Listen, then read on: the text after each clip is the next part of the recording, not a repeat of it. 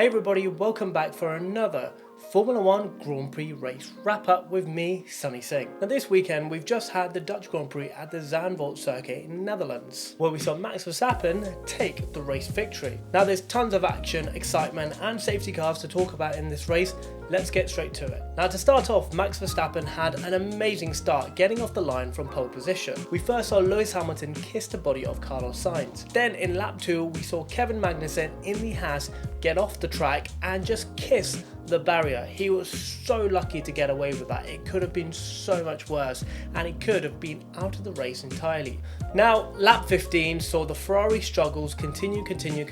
I don't know what's happening with Ferrari. They started off so well at the start of the season. Now at lap 15 we saw Carlos Sainz come into the pits where his pit crew struggled to get his back rear tyre on. Now this also caused problems for Sergio Perez, who was behind him in the pit. Now one of his pit crew engineers who was trying to change the tyre left the wheel gun on the floor and it got in Sergio Perez's way as he pulled out of his pit lane garage, and he actually had to run over Ferrari's wheel gun in order to get through. Like, that is a rookie error from a team that is so established in Formula 1. Now there has been a little bit of controversy with Sebastian Vettel. Sebastian Vettel was making his way out of the pits and he managed to impede Lewis Hamilton.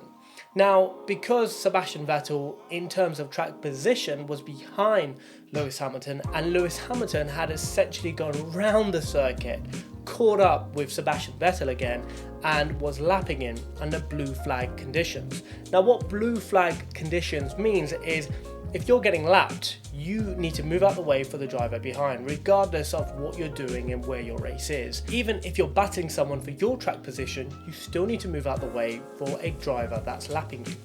Now, on this case, Sebastian Vettel came out of the pit and I don't think he saw Lewis Hamilton, or his team did not tell him he was there, and he managed to impede Lewis Hamilton and hold him back for about one corner. Now this is a significant impact on Lewis Hamilton's race because it gives Max Verstappen, who was hunting him down, the advantage. Now with the safety cars, it really made sure that the strategy teams were under pressure throughout the entire race.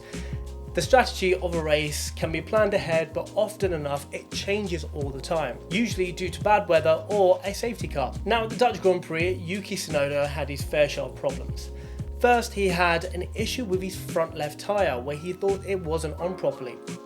He had to stop, pull over on the side of the road, but his team said the tyre is perfectly okay and he can rejoin the race.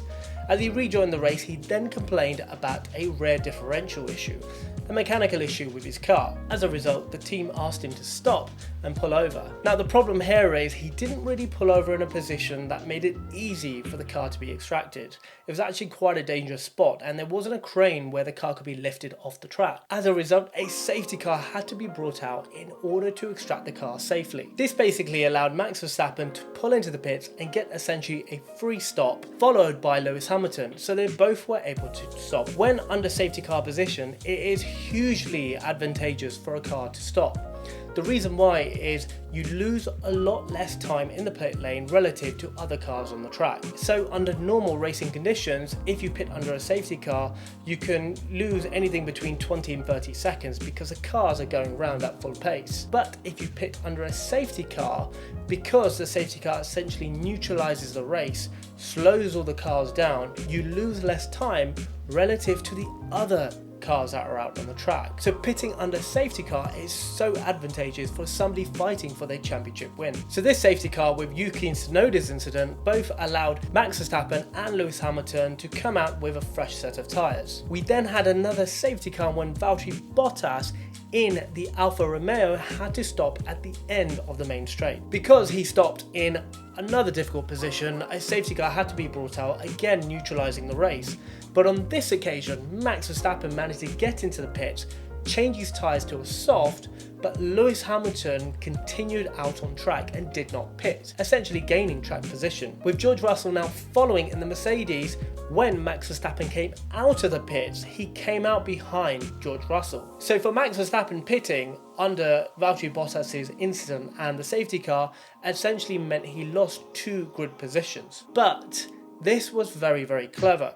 because he actually gained an advantage. Because he managed to change his tyres to a soft, both Lewis and George Russell were on mediums, he's got better grip, which means he can go faster and he's got the advantage against the drivers in front of him. Now, as we came around in the safety car, George Russell also pitted to the soft, essentially meaning that Max Verstappen gained another place, putting him right behind Lewis Hamilton for the restart. Once restart happens, where the safety car goes in, the way it works is the lead car sets the pace. Nobody is allowed to overtake until the lead car, which in this case is Lewis Hamilton, crosses the start-finish line.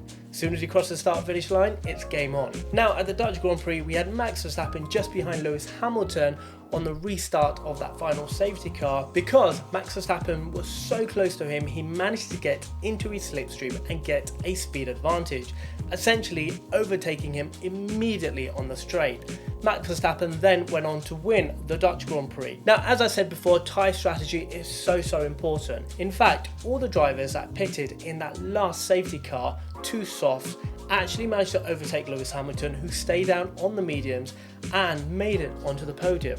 That's Max Verstappen, George Russell and Charles Leclerc. Max Verstappen's Dutch Grand Prix win means he's now 109 points in the Drivers' Championship ahead of his rival Charles Leclerc. Charles Leclerc has 201 points, but so does Sergio Perez. Now, if Sergio Perez wins in the next Grand Prix or gets anywhere ahead of Charles Leclerc, he will overtake Charles Leclerc in the Drivers' Championship, essentially putting the Red Bulls 1 and 2. Now, the chances of Charles Leclerc making back the points with the races we have left is so minimal. I honestly think that Max Verstappen might just take the 2022 Drivers' Championship in Singapore or the next couple of races. Now, this weekend is Monza, the Italian Grand Prix. Now, the Italian Grand Prix is so sacred for Ferrari fans. It is their home, they want to win, and when they do win, it is a spectacle to see. Charles Leclerc has won here before in a Ferrari car and it is incredible. But will Ferrari have the strategy, have the reliability to take the win from Max Verstappen at Monza? Or will Max Verstappen continue his relentless charge, taking the win at Monza and putting another dent into Ferrari's hopes of winning the 2022 World Championship? Thanks for watching, hit like, subscribe and comment. This is Sunny Singh on F1.